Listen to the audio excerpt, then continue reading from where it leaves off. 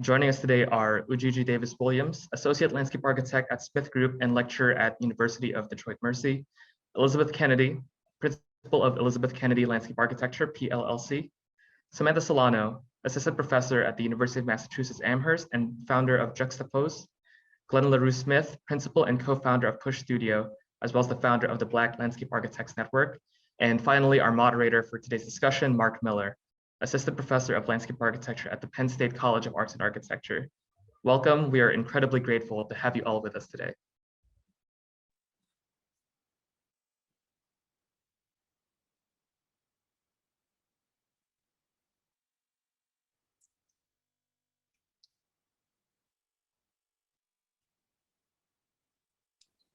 Mark, you are muted. Yep, gotcha. Thank you. First of all, I'd like to thank you all for inviting us to make this keynote presentation representing a range of folks from BlackLAN, and we're excited to be here to tell you where we are, or where we're from, where we are, and where we're headed.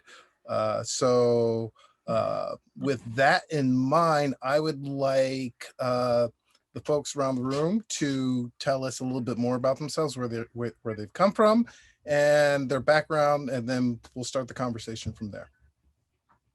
Let's start with Ujiji.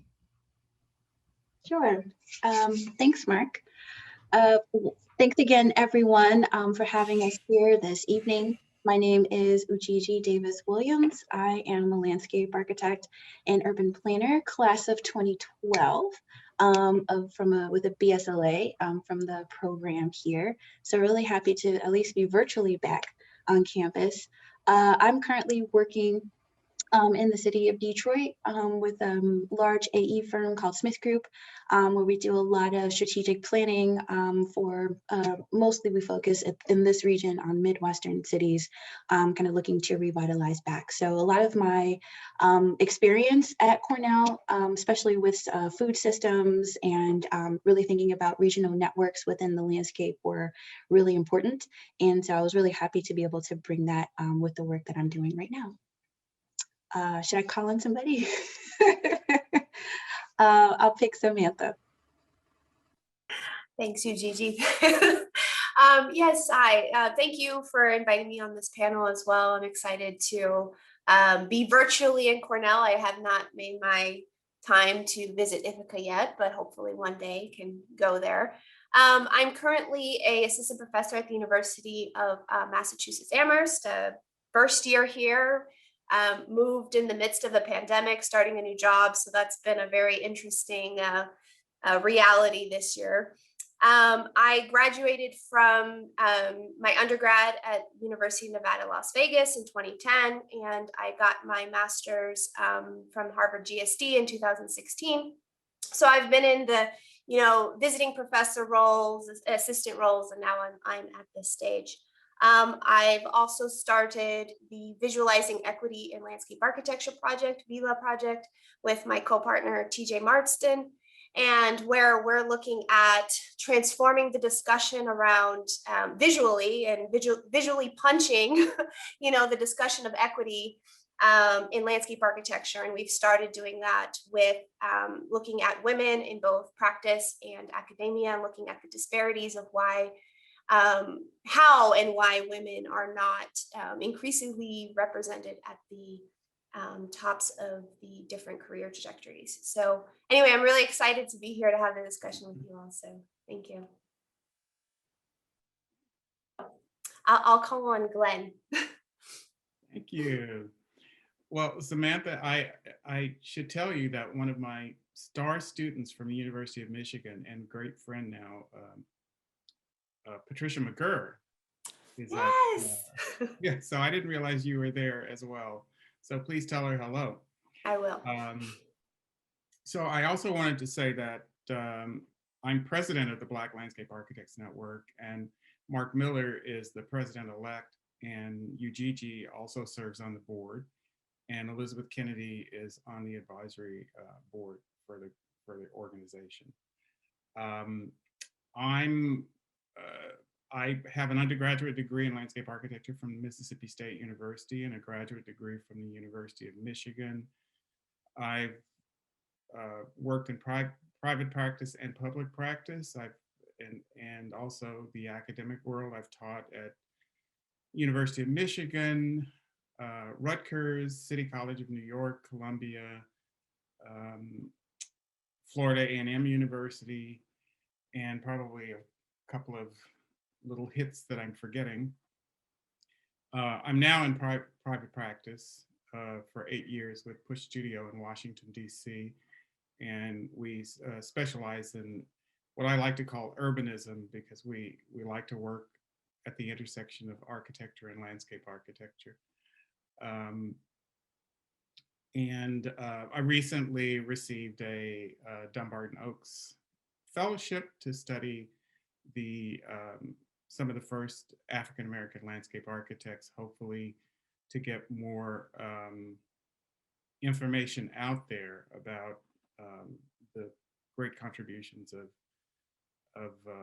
Black landscape architects. Elizabeth. Hi, everyone. And again, thank you for also inviting me to be part of this panel discussion. I'm in my second office, which is my car. And I'm also a former Cornellian on here. I received my Bachelor of Science from the College of Human Ecology. Way back when dinosaurs were roaming the earth in 1978, I was a DEA major, and my concentration was environmental psychology. I also studied in the graduate program at Cornell for landscape architecture between 78 and 81. And since that time, I've been in private practice, first as an employee and as an instructor in New York City. And then I have a small firm in Brooklyn, and we do everything that keeps the lights on, but we're better known for work for African-American communities, including the Weeksville Heritage Center and the African Burial Ground National Monument. Glenn and I go way back to our teaching days and friendship, and I'm on the advisory committee for BlackLAN. Mark. Thank you. Once again, my name is Mark Miller. I have a bachelor's degree in art and art history, MArch, and an MLA from Cornell University. I've worked in a number of different places in lighting design and architecture and urban design, campus planning. I taught for a number of years at Cornell, and now I'm currently an assistant professor at Penn State University in the Department of Landscape Architecture in the Stuckman School. So with that in mind, and as Glenn also mentioned, I'm on the president-elect of BlackLAN. So with that in mind, I'd like to point out, or keep in mind, that we have a really broad range of perspectives here. We have some firsts, we have some currents, and then we have people in and out of the board. And so we have a really good range of ways we see this organization. And I'd like y'all to keep that in mind. But first, I'd like to give us a little more context. So we're not focused on the 5 of us or the 4 of us who will really be doing most of the speaking. I want to give you a little more information about the organization itself. So if you will bear with me, I will give y'all a short presentation on who we are, what we're about, and then we can build off of that. Okay, so BlackLAN, we have a number of key goals. We are very interested and committed to issues of representation within the profession, within the built environment, within a whole range of perspectives, all the ways you would expect landscape architects to be present and engaged in the broader world and broader society and culture. We are concerned about the presence of Black landscape architects in those roles as well. We're advocates as a result of that. So we are very keen on making sure that the presence of Black landscape architects is made present and something that people are aware of and think about and consider as part of their actions and thoughts about the world around them. We're also very interested in mentoring, understanding that the number of Black landscape architecture students in programs and in the profession is fairly low. So there's an implicit desire to serve as a support group or a network, right? This is where the name really originates from, is the idea of creating a network to mentor and support one another as we begin to develop as students, as young professionals, as mid-career professionals, and then senior professionals as well. And then lastly, we're also concerned with engagement, how we reach out to folks, how we reach out to specifically folks that are specifically members of the organization, and also people who are outside of that organization, how we interface with groups that are also interested or concerned with issues of diversity, equity, and inclusion. And then if you add on top of that, there are also issues of recruitment if you're thinking about getting people interested in the profession as they go into college. And also if you think about retention across that broad spectrum, whether they're undergraduate students or they're people who are just entering the profession and deciding whether they want to do something else with their practice or not. Our background, and Glenn, I'm going to ask Glenn to go into this a little more with a little more detail, but in 2010, the organization was originally started based off of a conversation or a meeting at Howard University that was organized by Glenn LaRue Smith, Diane Jones, Karen Phillips, Kofi Boone, Elizabeth Kennedy, and Perry Howard. In 2012, the LinkedIn organization, or the LinkedIn group, was established, and it is monitored by Kofi Boone and Glenn LaRue Smith. Currently, we are at 160 plus. Really, we're more around 190, 195 members right now. We also have a Facebook presence, and we have recently launched a Twitter presence as well. Things have really developed over the past 3 or 4 years. In 2018, where there was the first luncheon associated with the national meeting for the SLA in Philadelphia, where a number of people came and had lunch off the convention site, but nonetheless, it was a gathering of approximately 30 people to meet and greet one another, to reaffirm that there was actually indeed a face behind the photograph and the LinkedIn network. In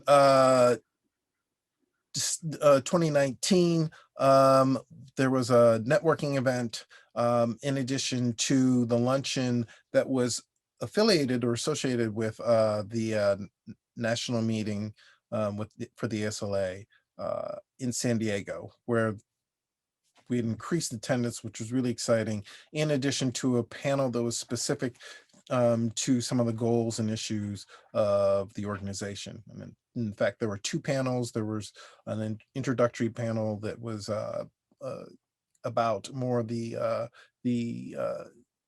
senior representatives, the people who are early representatives of BlackLAN, and then some of the emerging younger folks that are coming on the scene, who also are invested in promoting the role and the importance of acknowledging Black landscape architects in the profession. Since then, we've actually really expanded or tried to pick up some steam, particularly in the past year. We've tried to organize and become a not-for-profit. As part of that, we've organized the board, we've set a series of goals and intentions, and we've been moving forward with that in a very calculated and careful process, taking things step by step to make sure that we're doing things right and we're doing things properly for what we need, instead of trying to rush and just respond to something and then realizing there are hiccups. Within the board, as we develop, we have a range of individuals. Some of these people you'll see in this panel, some of the people you will see making presentations for the LABash. We have a whole range of folks. We are working really hard to even within the idea of a group that advocates for diversity, we're trying to create a diverse range of voices and representation, forms of representation, based off of age, based off of sex and gender. We're trying to make sure that we have all these inclusive ideas and entities as part of that process. In addition to this, we would be remiss if we did not say thank you to the folks who are on the advisory board. These include people that have been advocates for us or mentors to the organization itself, such as Ari Damon, or people who have also been former board members who have had to step down or have just decided that there are other voices that they should allow to have an opportunity to speak. And those folks include Kofi Boone, Charles Cross, Diane Jones-Allen, and again, Elizabeth Kennedy. So if we were to summarize all this, we would say that the mission of BlackLAN is to increase visibility, support the interests, and foster the impact of Black practitioners in landscape architecture. BlackLAN is dedicated to the success of persons who self-identify as Black and claim African ancestry. That's how we begin to position ourselves and how we look outwards and how we identify ourselves and how and the people who we advocate for. We're a growing body, we're a diverse body of people, of experiences, ages, and experiences.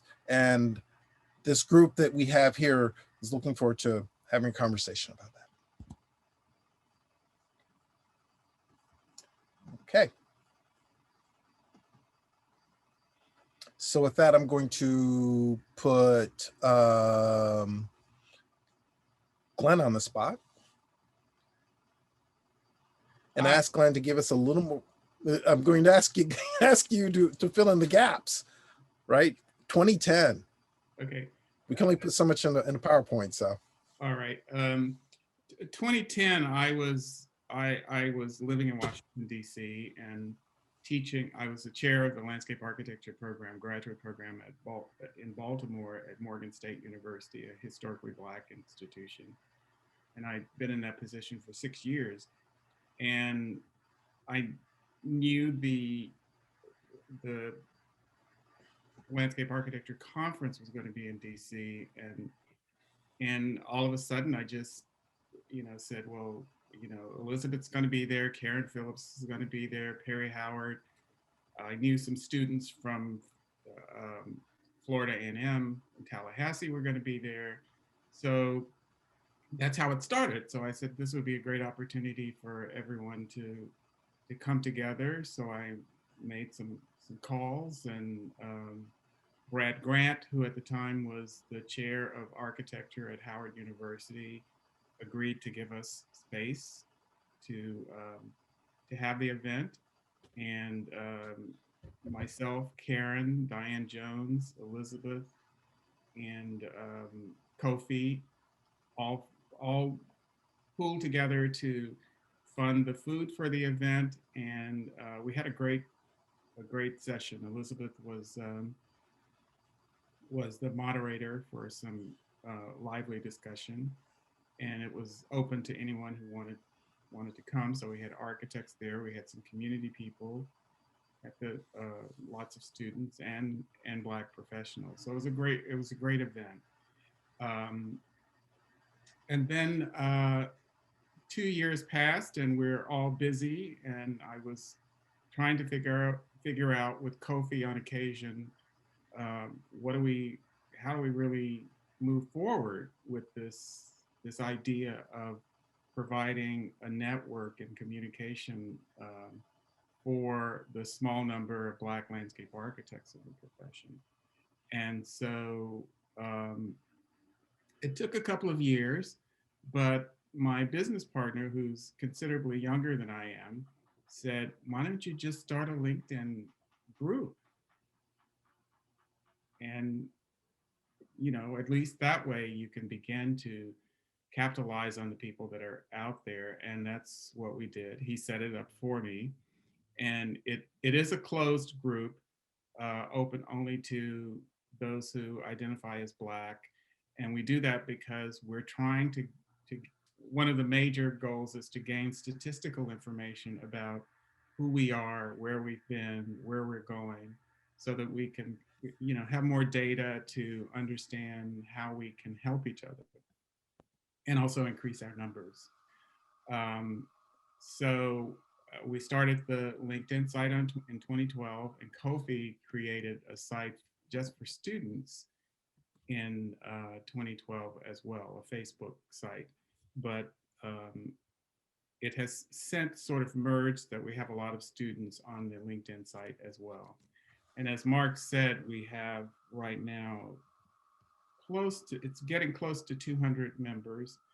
About 4 or 5 of those are Canadian, and then about 18 to 20 of that number are African. They're from everyone from South Africa to Uganda to Nigeria and other places in Africa, which is pretty exciting.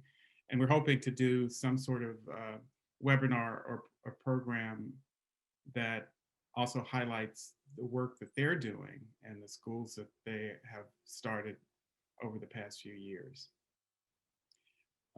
So that's a brief history from the beginning, 2010 but I should say that there was activity prior to 2010.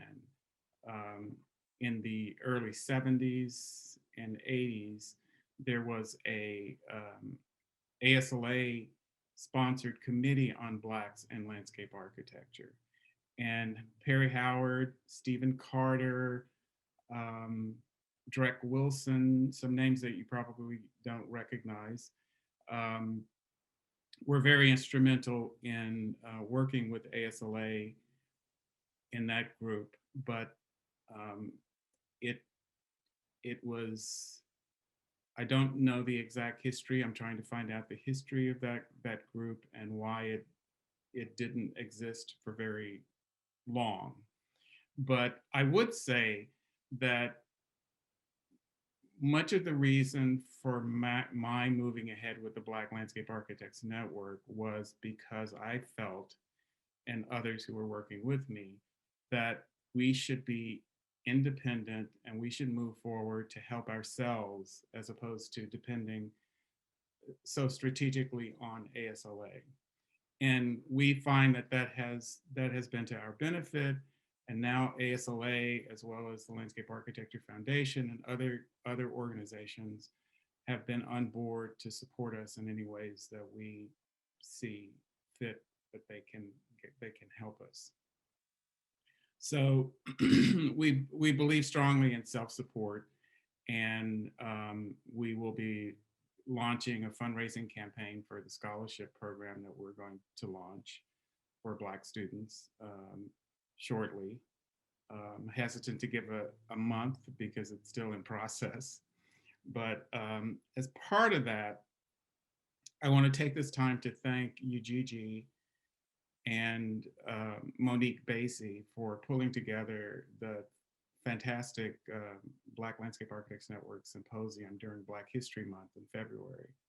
So that was a great event, took a lot of work, and I just want to personally thank you, UGG, in front of our 77 participants here. Let's see. One of the other things I wanted to say in terms of the importance of the Black Landscape Architects Network, specifically to Black people and creating a community, is that we're so few in numbers.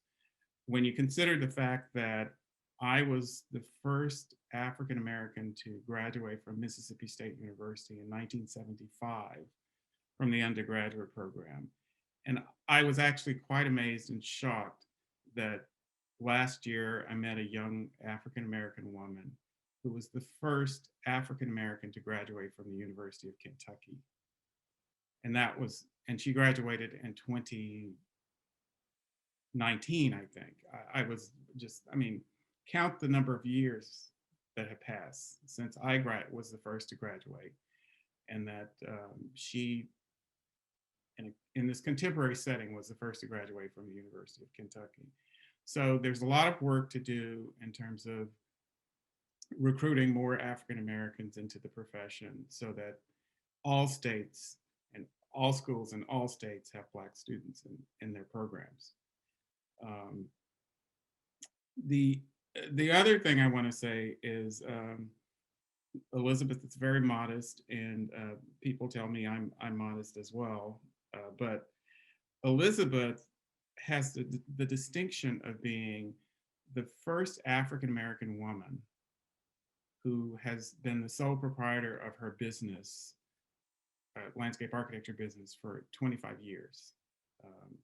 And so we all applaud you, Elizabeth, for your accomplishment and as an African American woman. And I think it's also important to note that Diane Jones Allen is the only woman right now, African American woman, who heads a landscape architecture department, and that's at the University of Texas, Arlington. And so when you hear those numbers in these different areas, you really can understand why this organization is important. Elizabeth, do you have any other recollections about the start of things? Good thing I said no. Yes and no. I'm going to admit to all kinds of things now. I remember when Glenn called me up and he said, we're going to have a LinkedIn page. And we both were kind of confused and because we didn't know how to run a LinkedIn page. So there were things like that. But you know, not to congratulate ourselves, but those of us who were going to school in the 70s and 80s, and I can imagine when David Williston was at Cornell in the teens, when Glenn? 1890s. 1890s. How solitary certain aspects of the experience was. And the idea that, you know, when all of us left school and started working, to also be solitary in emphasis in academic programs, and the energy that it takes really to bring a group together and sustain it. You know, Glenn touched on other pioneers in this area and how difficult it was for them to maintain any momentum that they initially started with in terms of organizing. I do know that my role has largely been, I would say, as a second lieutenant. People would put ideas on the table and I would weigh in and say, well, let's do this, let's do that. I tend to be oriented around the social aspect of convening and making sure, because I know what it is to be able to do things over breaking bread. I'll be quite candid. It relaxes people and it opens up dialogue in a different kind of way than a formal setting. The meeting in New Orleans, I thought, was pretty pivotal. And Diane and her husband, Austin Allen, organized a reception for the group during that conference. I don't remember what year that was, 2014, 2016. Glenn, do you remember at all? I don't remember, no, sorry. But there were maybe about 30 of us, and that, in my opinion, was when it seemed as though there was enough critical mass to be able to sort of make sure that we could meet more on an ongoing basis, plus a diverse group. This was the first time that senior practitioners and a great many more students were organized together in my experience.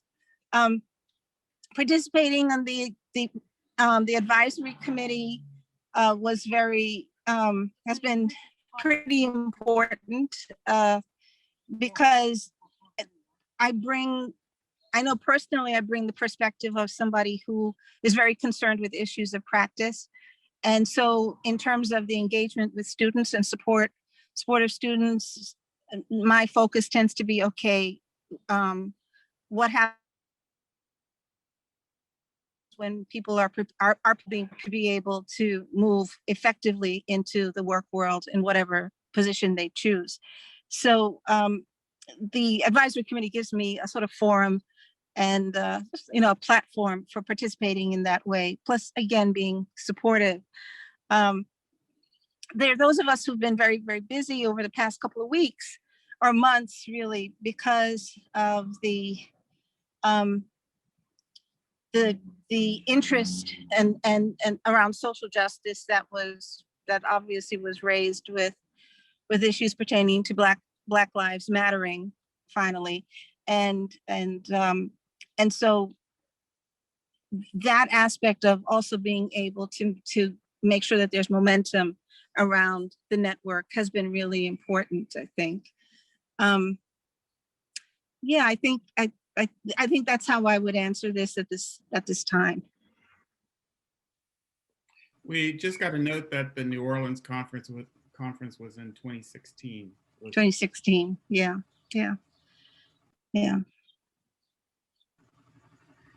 Okay, with that in mind, so we have a foundation, right? We have a past, we have a history in place. I'd like to ask Ujiji and Samantha to bring their perspectives to the table as being relatively new to the organization, myself as well, but their activities and their perspectives on why the organization is so important to them, and what they are, how they're leveraging it, if you will, as a way to promote the importance of Black landscape architects and landscape architecture related to Black people in general. And I guess we'll start with Samantha this time. Thank you.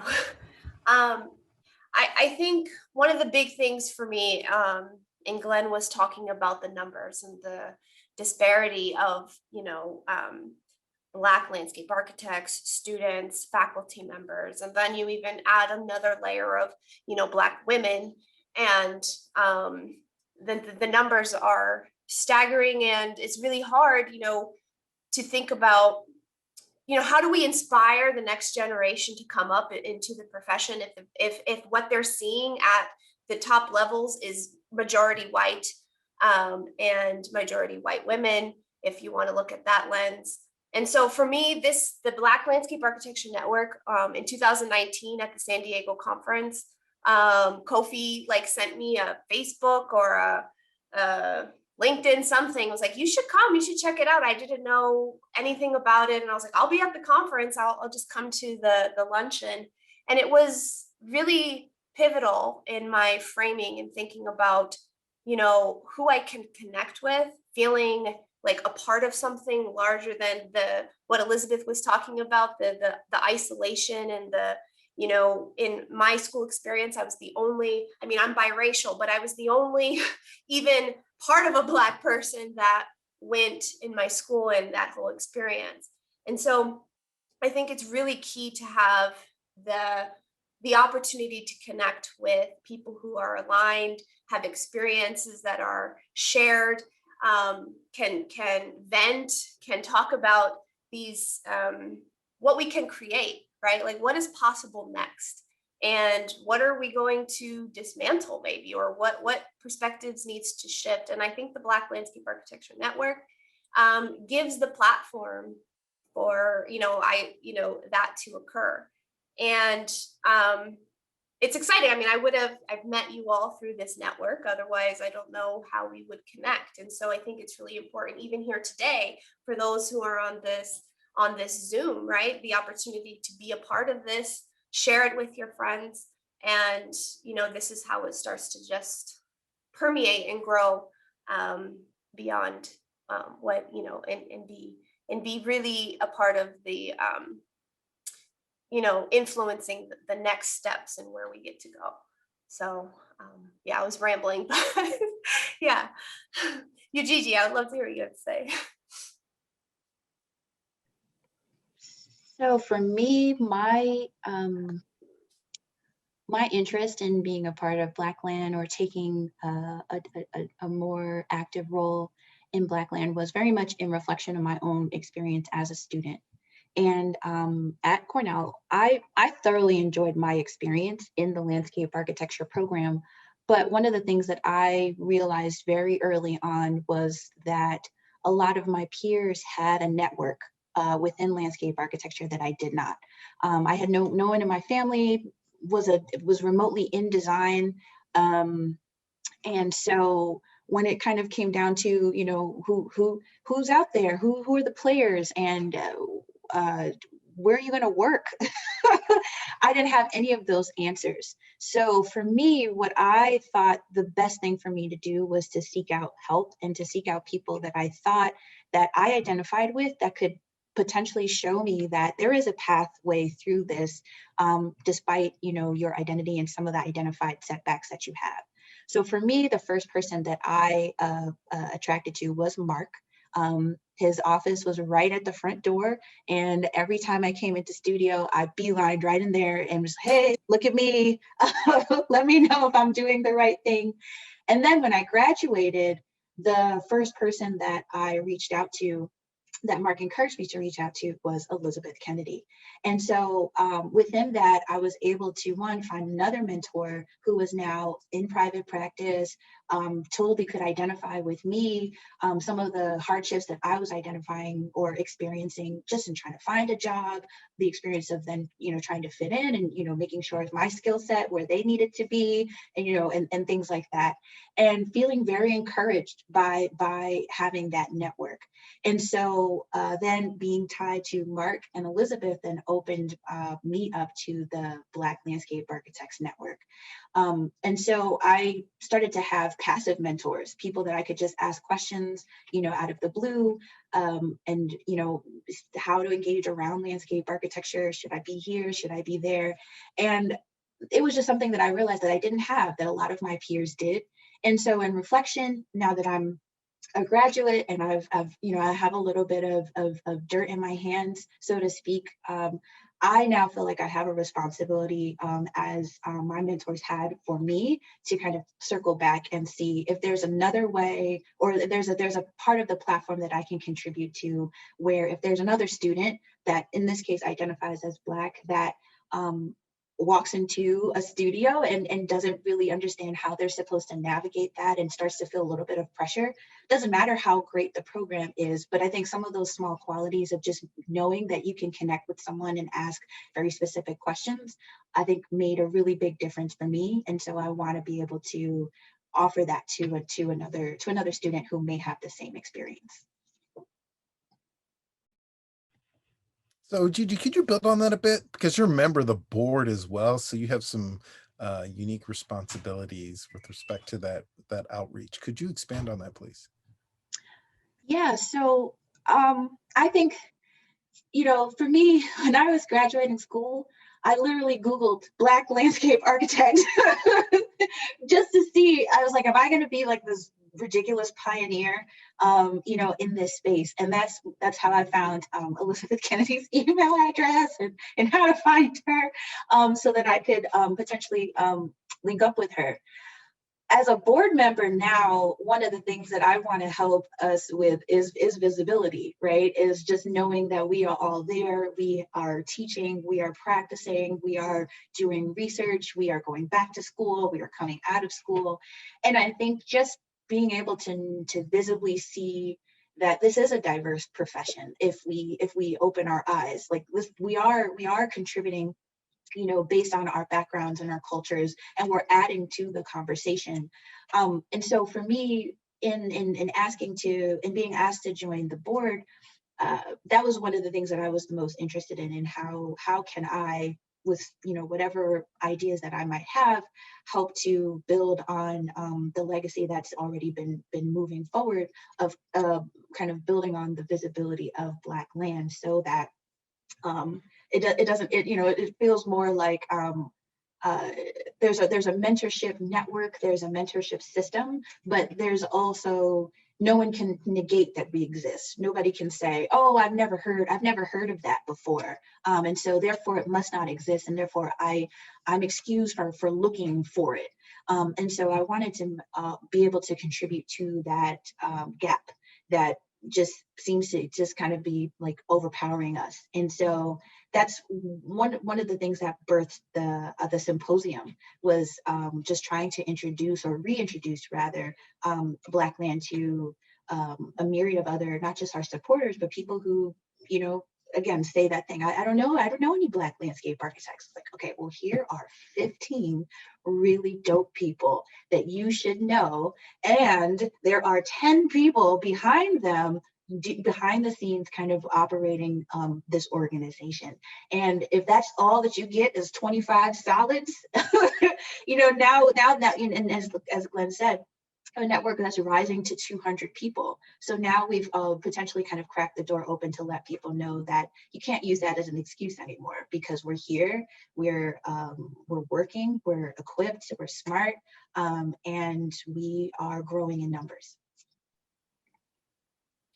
And Mark, I'd like to build on that by Please. By saying that beyond our personal numbers of increasing Black landscape architects, what the organization has done is, and I think not in a small way, we have begun to permeate the Black community around the country. And they're saying, oh, Black landscape architects. So we're not only educating Black people as to the fact that landscape architecture is there, but that they're Black landscape architects, and that we get inquiries from all states. We've gotten one from Alaska, many from Los Angeles and San Francisco area, Alabama, North Carolina, all over, looking for Black landscape architects, and these are Black people. And so I think what this, one of the great things also this organization is doing is we're spreading the word about landscape architecture to our community that often doesn't know about the profession, or if they know about it, they don't want to access it because they want people who look like them to work with them. Mark, can I also add to that? A number of people in the organization have ties to academia, but one of the things that I find really important about the network is that the work that all of us is, each of us is doing, is now visible even amongst ourselves. Ugigi's writing, there's a wealth of young talent that's coming out of school now, who people who are working on things that in my day you could only dream about. And now there's a body of scholarship behind this. And as a resource amongst ourselves in the profession, this is very important to have and know, and like any other network, to know who to call. And so, to hear you, Ujiji, reminisce about contacting me, I want to let the audience know that when she did, we actually butted head a little bit. It was sort of like, I'm impatient. I want to do this, and it's like, well, give it time. No, I want to run, and that's all part of having an informal mentorship. And networks can be informal and they can be formal, and they both have roles in your life. But a formal network really solidifies the leverage of information and power and sharing that you have amongst its members. And you can see this in the way that things are going very among other things, both ethically and, with intention.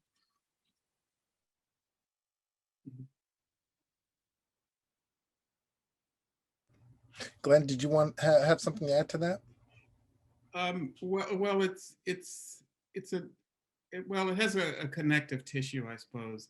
And I just wanted to talk a little bit about when I was in undergraduate school and the classmates that I had no problems in the South, in Mississippi, in an all-white program at that time. I think there were 200 of us on campus, Blacks on campus, and I was one of them.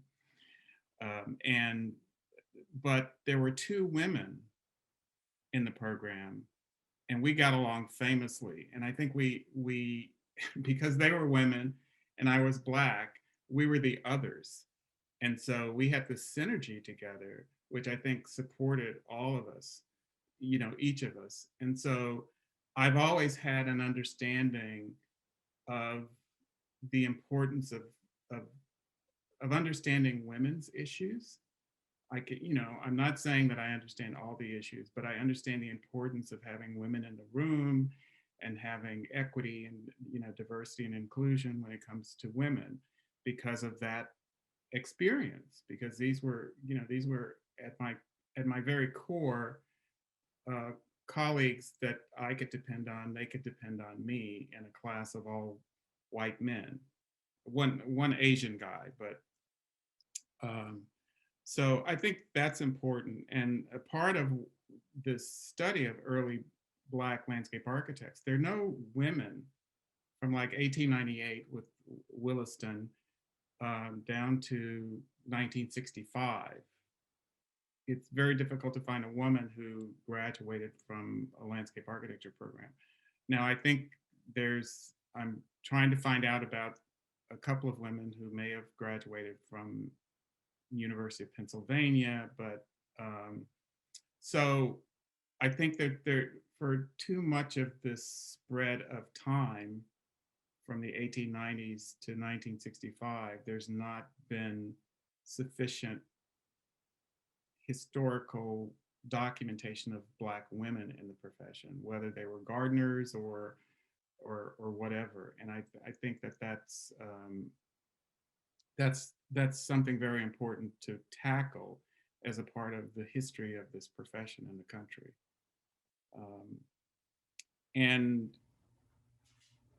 So that's why I think Elizabeth's accomplishment as a practitioner in her business is very important. I think what Diane's position at a university as a director of a program is very important, because that's visibility that younger Black people can see. And until we have more representation of Blacks on faculties and in administrative positions on faculties, I think the numbers will not increase the way we need them to, because people need to see that they need to see us in those structural places. Yeah, I kind of want to piggyback off that, Glenn, because I think that's really important. And the data suggests that there's only, if we look at the whole academic landscape, there's only 6% of all faculty are Black or identify as Black. And then when we start to break that down into, the design disciplines, I don't think we have the metrics like published for landscape architecture, but in architecture, it's around 3%, right? And I think that's like a question overall, like that I'm asking, like, how do we get more Black landscape architects into faculty positions, right? Because for me, like, again, talking about this relationship of a student to faculty, that mentorship, like what you, Gigi and Mark had, is so key, I think, in the building of, you as a professional. Like, how, who do you connect to? How do you establish your networks?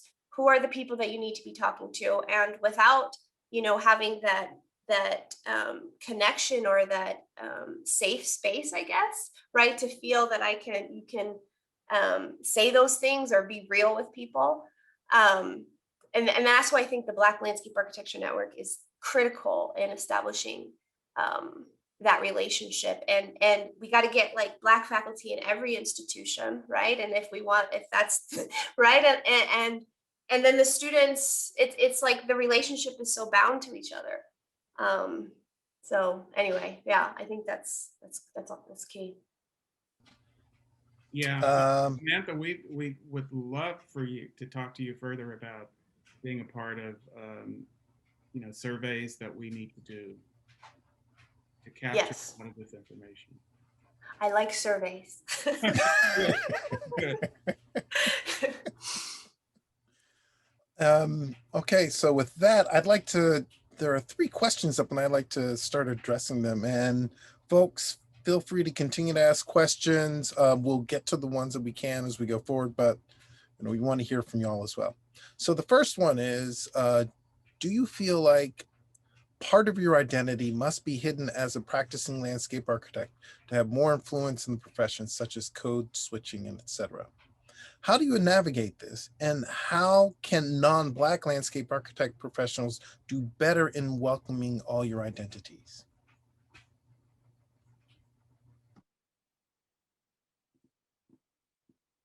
I'm asking questions, so I can't answer them. That's up to y'all. What? Well, wow, Mark, did you stay up last night? Well, I maybe let me take a stab at answering it this way, because I think I'm probably the elder statesman, and I would say that I never really had a problem with my identity in the profession, either as a Black landscape architect or as a landscape architect who was more of I was much more architectonic than some of my friends and colleagues in offices and at school who were much more, environmentally leaning in terms of their interests. What I had a problem with was how people perceived me. And they always perceived me as being, one of the good ones, one of the good Negroes who spoke well, went to the right schools, knew some of the right people. And then in a faculty meeting or a meeting in a firm, I would say something that would make them decide that, uh-oh, we made a mistake. He's not one of the good ones. So it took me many years to not be angry about those reactions to me, which came out in very subtle ways.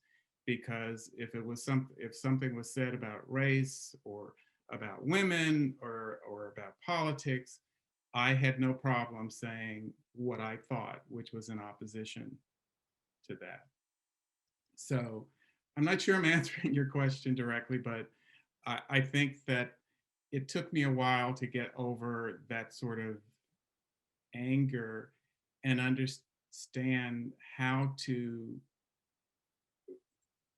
sort of switch, in a way, code switch the question or switch the situation so that I was in control of it and they weren't. And that takes quite a bit of maturity. It was many, many years before I was able to do that. And so that's one of the things that I like to help other Black landscape architects with, in terms of how they deal with situations, whether it's at a university or whether it's at their first or second job. And I think that's a value for people. But, as I've said many times, I probably mentored and advised more non-Black students than I have Black students. So I kind of feel that it's a universal truth that if that people should be respected, and what they say should be respected, and they shouldn't be made to feel inadequate, for lack of a better word.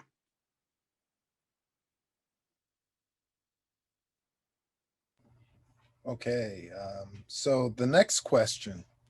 How does the network look to get on the ground at universities? Is there discussion to build or support BlackLAN student chapters at landscape architecture programs across the country? Wait, you mean everyone else gets off the hook from answering that question that you just said? You did a great job at it. That's all I'm saying. I can answer this one. So I've also on the student outreach committee for BlackLAN, and that has been a consistent question where people have been asking about student chapters. I'll give a political answer. We're still researching that, but one of the things that we want to be able to do is I guess partner with schools in a way that the schools can also support students, so that it's not necessarily just on us, but it just becomes part of the culture of the school. And so really thinking about, how schools, reach out to students, whether they're in high school, how they support students as they move through college and move through the program, and then how they support students looking for jobs and applying for jobs. So while we want to be able to have a network that people can tap into for some of those more critical and or nuanced questions, I think our perspective is that we want to really help student groups like like a student ASLA program or other kind of localized organizations to really feel empowered to support each other moving forward. And I think part of our goal is to, as Glenn mentioned with the campaign, be able to financially support some students that are navigating through design school and design programming, but then also directly potentially connect people to the employment experience that they're going to need that's going to make them competitive within the real world. So well, I can't say that we'll have an official, this is what a student chapter looks like, and here are the things you can and can't do. Everyone's experience is different, especially across the different accredited programs across the country. So we want to remain flexible where we can kind of offer a wide umbrella of resources, but we also want that to be flexible so that at a local level, you can respond to some of the specific concerns that those students might have.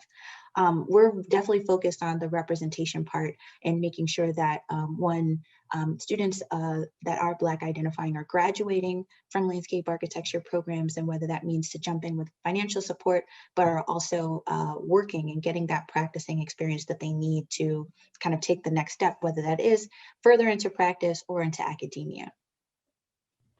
I'm going to piggyback on that because there's a question that also piggybacks on that. To the point about student chapters, what about programs without any representation? What are we going to do? How do you envision that? I know it's a loaded question, but it's out there. So if you have thoughts, please. Mark, could you repeat that question? To the point, I'll read the full question. To the point about student chapters, what about the programs that do not have any representation? Could you envision allied chapters that work to increase awareness of the profession towards Black communities and high school students?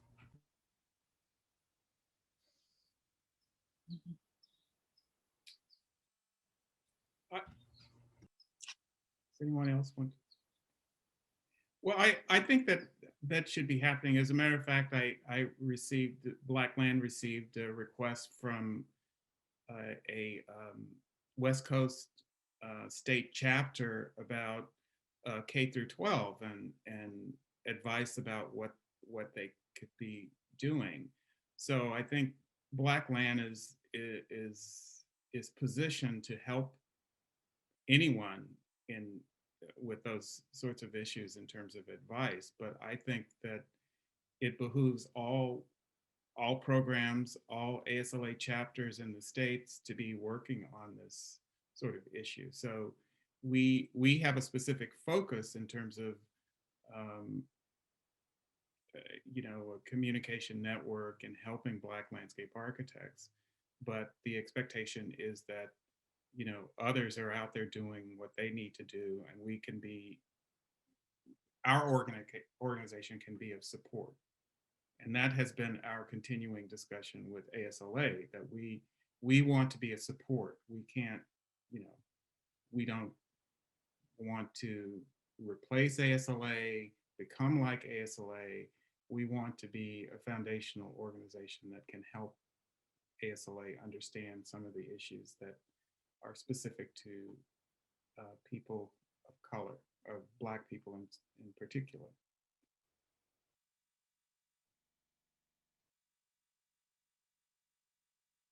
So how would that relate to, and I'm trying to get to a follow-up, I'm trying to get all these a little bit for everybody here.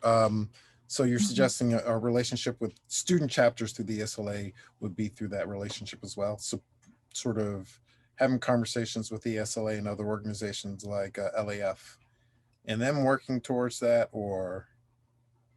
Yeah. Okay.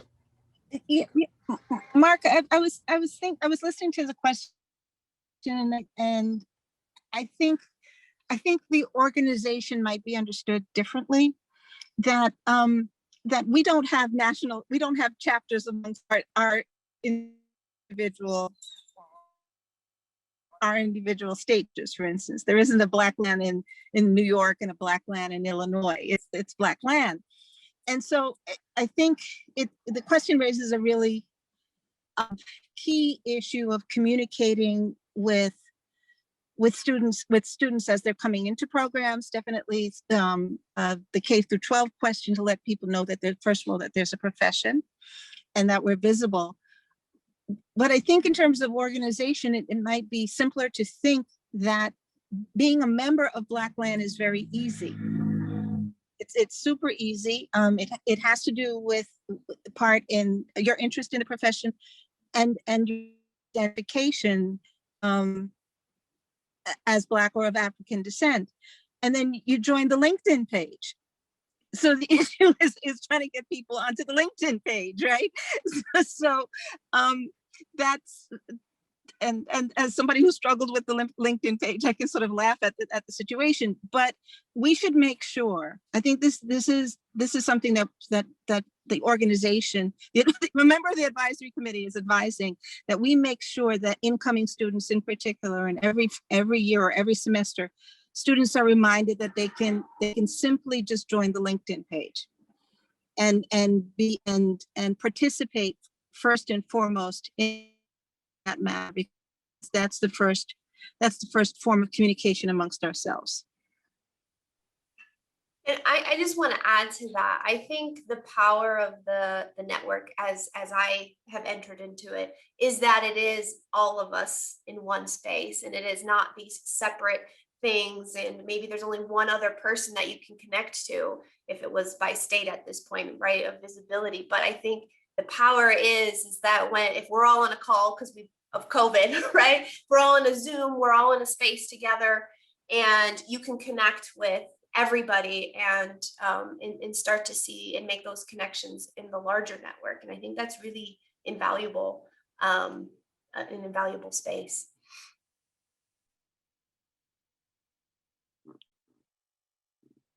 Yeah, I think those are good points, because I don't think I was answering specifically to the student question, but you know, BlackLAN we are a national organization that, you know, people are from everywhere, and you know, we're very clear about what our capacity is, and so having student chapters, those sorts of things, is not within our capacity right now, but you know, given the electronic world, we can reach a lot of people in a lot of places just by, you know, Zoom and programs like this. And we've had many webinars that have been extremely well attended and appreciated by young Black landscape architects all over the country.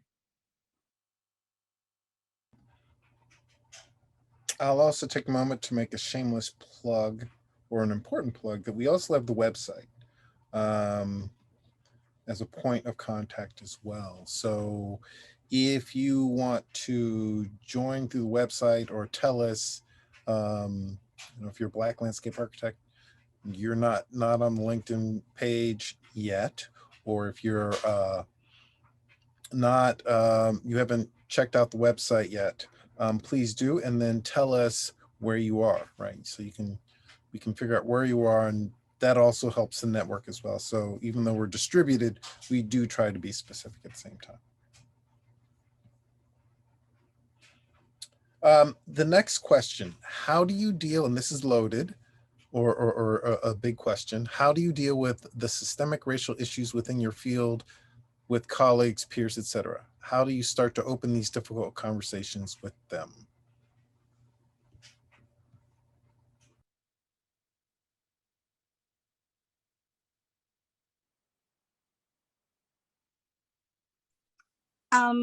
I can I can talk about this from the perspective of having a firm and uh, the difference in being a business owner than in being an employee. I know I think the first or the second question this evening was about negotiating issues of identity within the workplace. And I have to say that when I was working for other people, not that I didn't think that that was an issue, but I could count on one finger the times when my role was such that my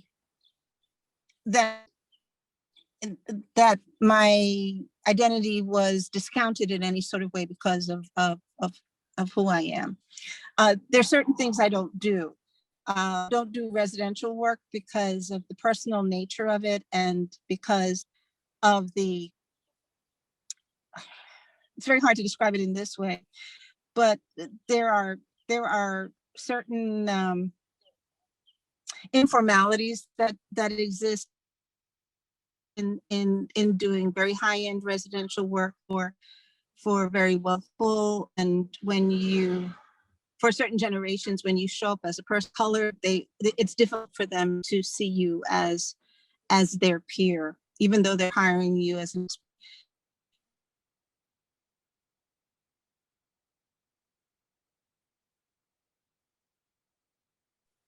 I think we lost her.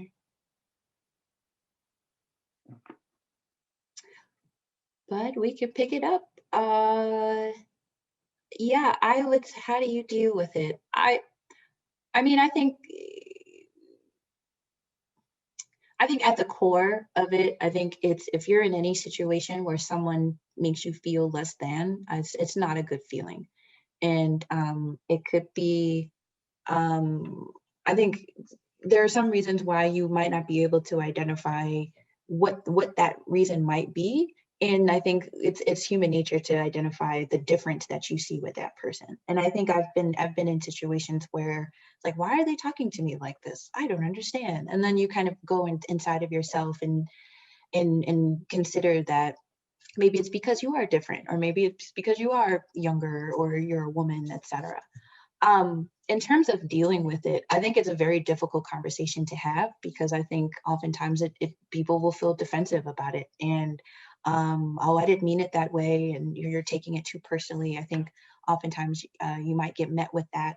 And one of the things I think is really easy to dismiss is microaggressions that continue to kind of build up and color your experience and color your interactions with whoever the person is that seems to be giving you a hard time. For me, how I dealt with it was I left. I left that environment, and I tried to find people that I thought could at least lift me up and give me the type of lessons that I needed to learn to kind of navigate through that space. I don't think it's specific to landscape architecture. I think that this is something anyone could endure in any field, but I think specifically to design, where we're part scientists, we're part artists. I think it's also a kind of a personal profession that we're in, where your interpretation of something is on the line to be evaluated, so to speak. And so when someone challenges you and not necessarily your idea, I think that then that is what is what is becomes a stigma for people who are of color trying to feel like they have space in this profession. And so I think it's a really difficult conversation. I think right now, a lot of that, it seems as though a lot of that responsibility is on the person who is being treated poorly to then initiate that conversation and to initiate some type of a shift of learning for other people.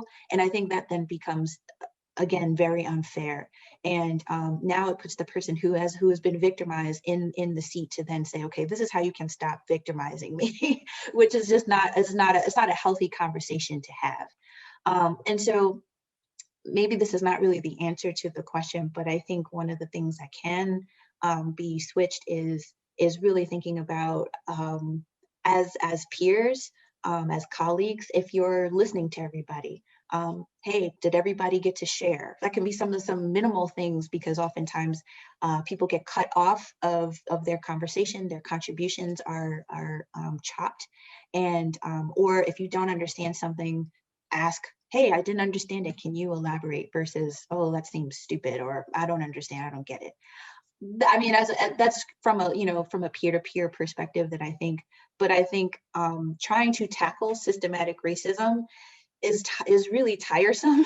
And so to do that at an individual scale and to do that daily, you can imagine that is just, it's an exhaustive thing. And oftentimes if you pay attention, you'll see your peers just stop, will stop engaging in that way. And they'll either remove themselves from that situation, or they won't engage in the same ways that they might have before. So I was just trying to fill in the gap, Elizabeth. We were losing your signal, so I hope that's okay. Actually, I think you answered the question much better and more concisely than I was. Yeah, absolutely. Mm-hmm. You know that term, picking your battles. I think over the years, that's how I've dealt with these sorts of issues in private practice, public practice, and also academic practice. You know, there's some things that are so systemic that you can't individually do anything about them. And so you just have to make a decision that, you know, this is something, it doesn't substantially affect my work, my promotions, my the money that I'm getting. So I can't, you know, I can't spend a lot of time on it. But there have been situations in my career where I've had to actually tell people after a meeting, you know, that what you're saying is I don't like what you're saying because of these reasons, and you may not have understood it, what you were doing, but this is how I've taken it. And I have to say, most of the time it hasn't been negative. A few times, yes, but I felt that it was something I had to do. It was a battle I had to fight, but I don't fight them all. Because like UGG was saying, you have to maintain some sanity and move through the world and work in your life. And I simply recognize that it's never going to go away. You just learn to deal with it in various ways. And I find that I'm much more active when I see it happening to other people, that I become a little bit more enraged and more engaged. And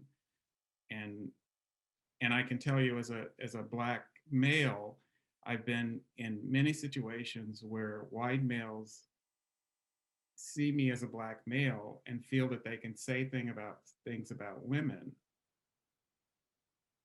that because I'm a male, they can say it. And I just, you know, I typically have to say something to them because it's not appropriate. And so, again, it's very variable and it depends on the situation.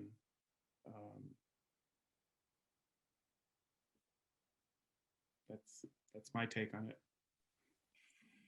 There's one thing I do want to piggyback on both what Glenn and UGG were saying, that is in and of itself is sort of bizarre.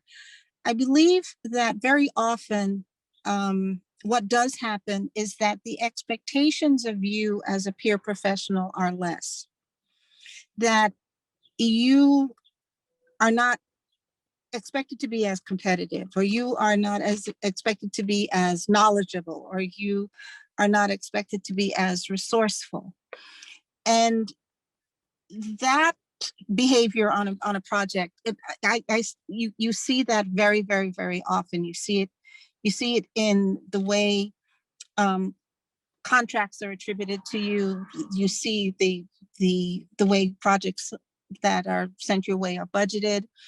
You see that in terms of your decision making as a business owner on projects. You see that, and so the struggle that you have to be taken seriously also again comes down to your recognition as a peer in terms of practice, and that is more present or pervasive than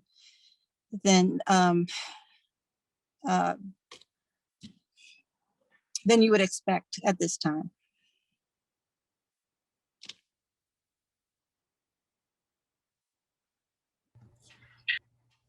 Okay, I'm going to try to combine the next two questions because they are both interesting and overlap a little bit. So one of them is, how can young emerging Black professionals find or create a space for themselves within the field of landscape architecture and play an active role in projects that impact their own communities, especially working within a predominantly white field? And in parentheses, not starting their own firms. The second question to pair with that is, what is BlackLAN's position on an autodidact trajectory or self-learned trajectory to becoming a licensed landscape architect, right? So both of these kind of call in the role of the professional.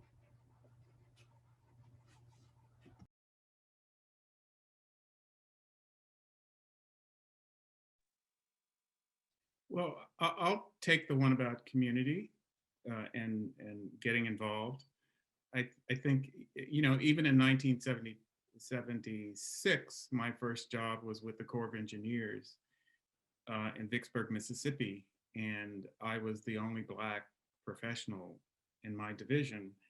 And but I worked with a lot of military people from all over the country, and so I got involved in a recycling, a weekend sort of recycling group.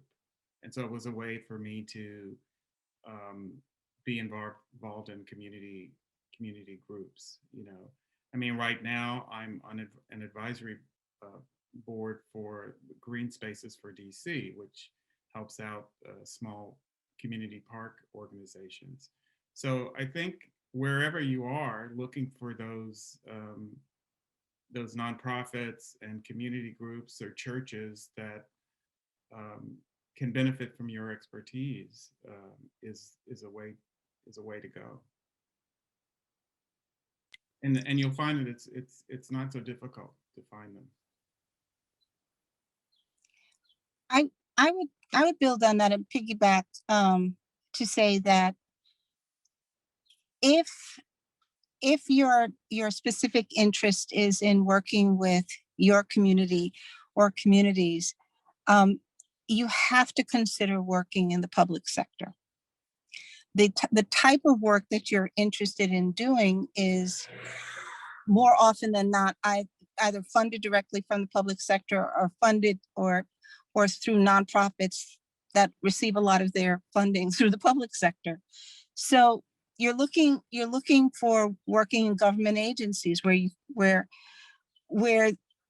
there is, I think, a more concerted effort to address social justice issues, particularly in the light of everything that's happened in the past 18 months. Nonprofits that get funded, that's another option. I do feel that it is more frustrating to work for mainline corporate firms that are not necessarily systematically sensitive to the issues of our communities. the pay is better, you know, the paycheck is more regular, but the mission might not be there in the same way. I would also recommend looking for firms that are headed by minorities and women. We tend to have a different understanding of the issue. So one of the things that BlackLAN does is make everybody know that there are firms out there. There are quite a few, and that the numbers are growing, and people are moving into positions where they will be hiring. And so, part of the issue of looking at being of service in this area is to make sure that you can find firms that are working in this area, or working with the organizations that put these concerns, first and foremost, and that also tends to be the public sector.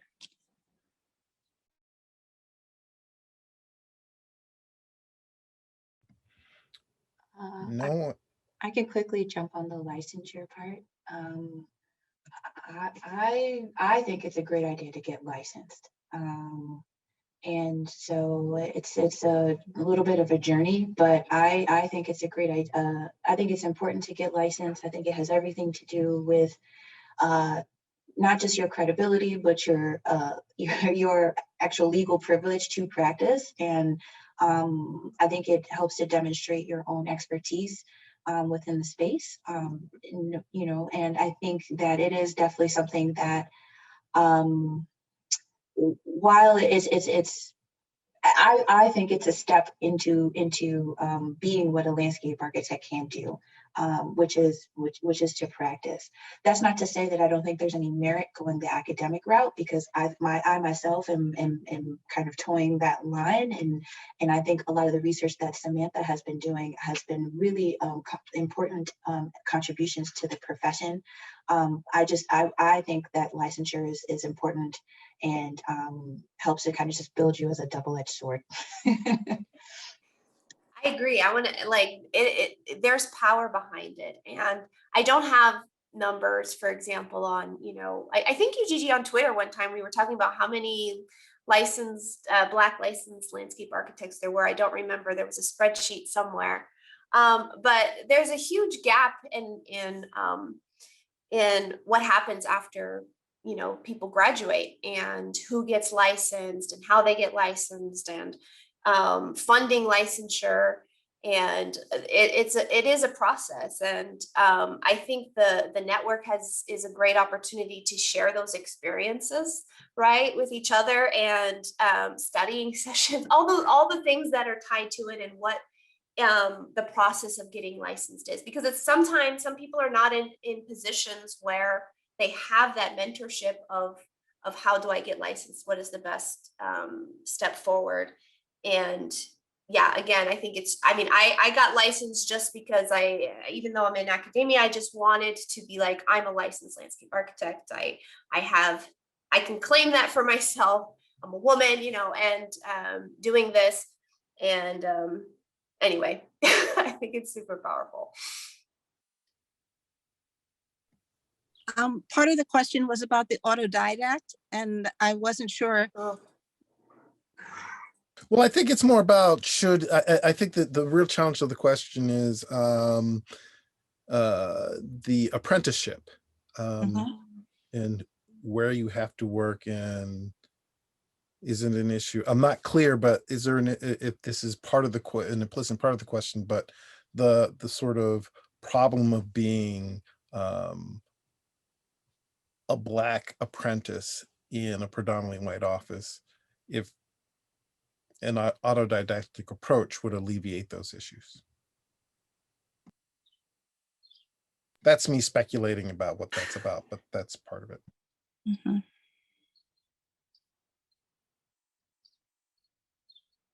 I had to look up what autodidactic meant. So that means self-taught, right? Self-taught, yeah. Okay. I think it always helps to learn from other people. I think it saves a lot of trial and error, and that's the reason why there are generations so that the people who've come before you, the mistakes that they made, they can tell you and share with you their experience, and also, if anything, the cheat code. So I mean, I think there's merit, obviously, in you know, doing it yourself, but I do think we're of the brain children of kind of working smarter and not necessarily just harder. And so I think it does matter to get the experience of, but I think it also does matter the culture that you're walking into, which I think was part of the earlier comment, just being more clear about what type of environment and culture you might want to learn from as you learn what it means to be a landscape architect. Okay. Let's see if I can. That's the conversation. The question continues. Can you become licensed without a degree? That's what I thought the question was, and guilty as charged. I did the 3 years of the first professional degree graduate program at Cornell, but I did not finish my thesis. I was caught up in some very abstract questions and a lot of navel gazing, and my time, the semester ended, and I went to work and never got back to it. So I can attest to the long road, and having taken 12 years to qualify to take the exam in New York, and I don't have a CLARB license. I think that it's doable, clearly. Not only is it doable, you can actually have a very rich experience taking the long route, but it's you have to be prepared that you're not grilling steak, you are making stew. And you know, if you are not particularly in a rush, and Ujiji can tell you, I don't recommend rushing. It's a very rewarding way of arriving at licensure. And whoever wants to talk with me about that afterwards, I can be very candid about it and give very frank advice. It's not for everybody, but it doesn't mean that if you don't have the degree that you're locked out of the profession at some point. I also just want to take this opportunity to sort of raise the idea that there are lots of different ways of being in landscape architecture, and not everybody can or should be a designer.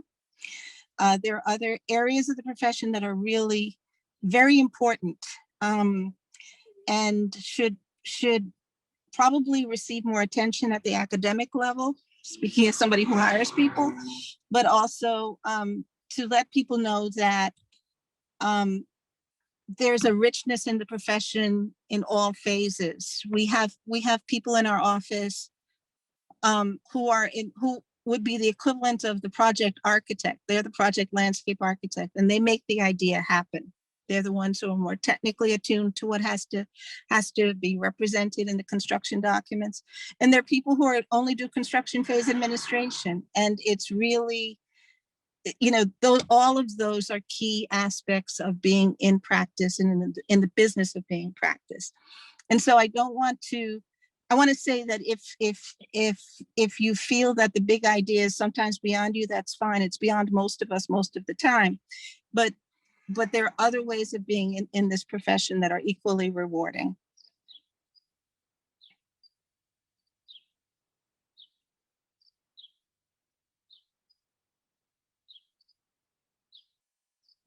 Okay, 2 last questions. The first one is there a certain type of landscape space or program that would be likely to drum up interest with young Black people and inspire them to follow the profession?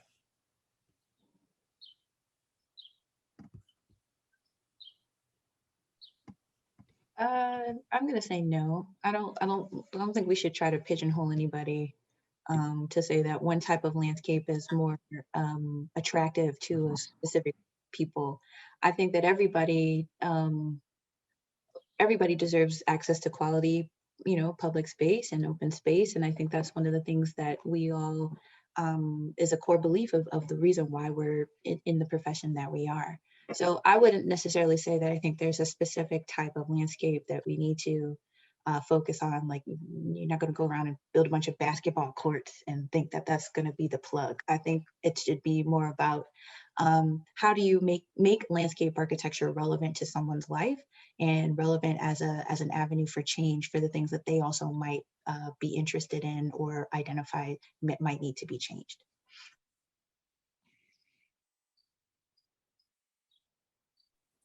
And I think to add to that, more than it being a space, it's about, access to the profession and knowing that we exist and that there are avenues, different avenues to get to become in the profession. So that's just, that's a professional thing, but even more, that would be it.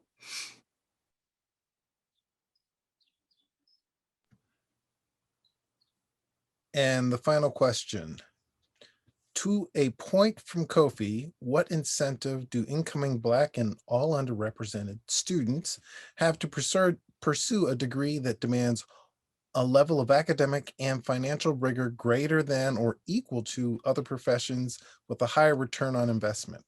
How can we leverage the finances of our private firms and professional organizations to make landscape architecture a more legitimate career choice?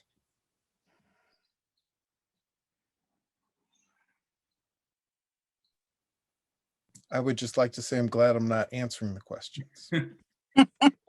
Well, if I'm understanding the question, I can tell you from my 40 years of experience that this has been a constant sort of question or issue when it comes to recruiting African Americans into the profession, meaning money, and you get educated and your return on investment may not be as much as say a doctor or a lawyer, perhaps, using typical professions. And I think it's not, I've always said it's not, it may be a point, but it's not the issue. I think the issue is educating young people as to how landscape architecture really is fundamental to everyone's life, and how being a landscape architect makes you a great steward of the environment and the neighborhoods you live in and just the world. So, I think when people are passionate about something, that money is not the first thing they think about. And it certainly wasn't for me. I didn't really know what landscape architecture was, but it had all the tools and courses that I was really interested in. And so I did it. And I'm certainly not rich. I haven't had a car in 12 years, but that's only because I live in Washington, DC. But I think passion is more important than money. And so I tend to, when I talk to young people and also young landscape architecture students in college, I talk to them about what is your passion? What is it you really want to do for yourself and for the world?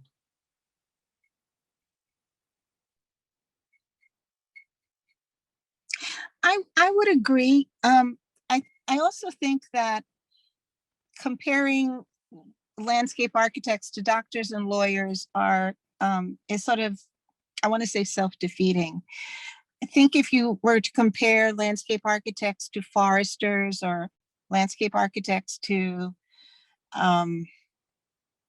medical administrators, you might see that the professional, the monetary gains are actually fairly competitive. And so it goes to Glenn's point about the passion, your calling to this profession.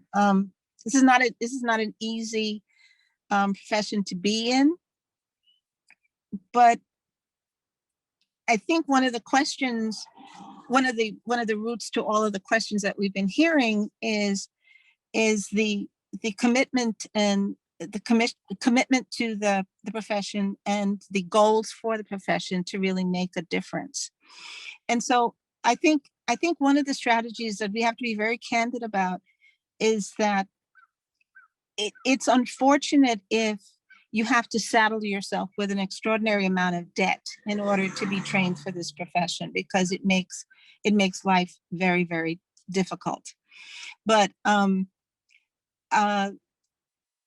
one of the things that I think that as a network and definitely as the Professional Association, the American Society, the ASLA, should be addressing is the affordability of this degree and how it precludes many underrepresented, disadvantaged people across the spectrum from actually pursuing a career in it and feeling that they can make a contribution.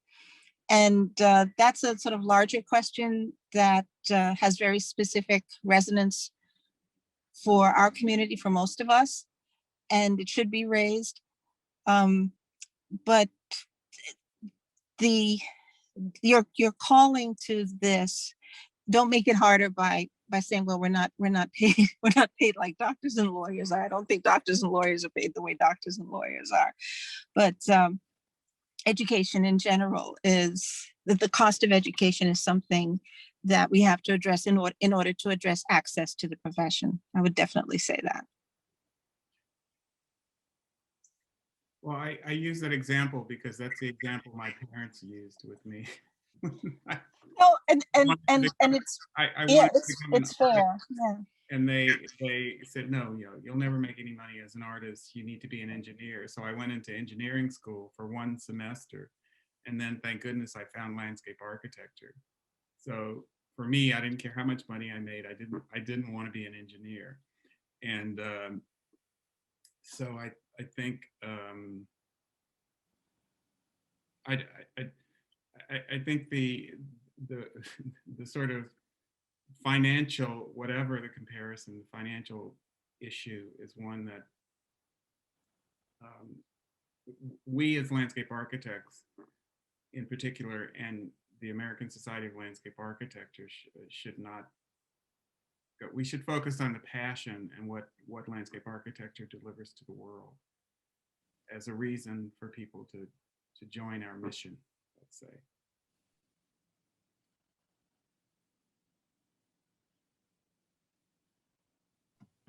All right. Well, I guess that's it. But before we go, I would like to say thank you to everyone who's here, right? Thank you, Glenn. Thank you, Samantha. Thank you, Gigi. Thank you, Elizabeth. I would like to thank the audience. And then in particular, this is one of these moments, if we're in a room, I would ask a few people to stand up. I see Diane Jones-Allens is in the audience. Stephen Chavez from NAMLA is in the audience. Rachel Boer from LAF is also in the audience. If we were all around and we were in a physical place, I would say, please stand up so we could say thank you to you as well for your support of our missions and our collaborations that we've started over these past several months, years, and the things we look forward to in the future. I would also like to remind you that at 8 o'clock, that there'll be a screening. Dr. Austin Allen's video will be screened at 8 o'clock tonight, so please be sure to attend that as well. And with that, thank you all. Have pleasant evenings. And thank you, Mark, for moderating. Thank you. Nice to see you guys. Good to see you. Now we all go eat. Thank y'all for putting this all together. Yeah, thanks for thanks a lot. Take care of the session, Mark. We really appreciate it. Thanks. And the next time I see a gimme, although I haven't gotten any beans there recently, but the next time I'm gimme, we owe you at least a gimme copy. So no, I'll get it. I'll get the next time, because I'm just over the hill. So the next time I'm in gimme and we see each other, I got you. We can trade. Okay, sounds good. All right. Y'all take it easy. Have pleasant evenings. Thank you so much. Thank Have you. a good night.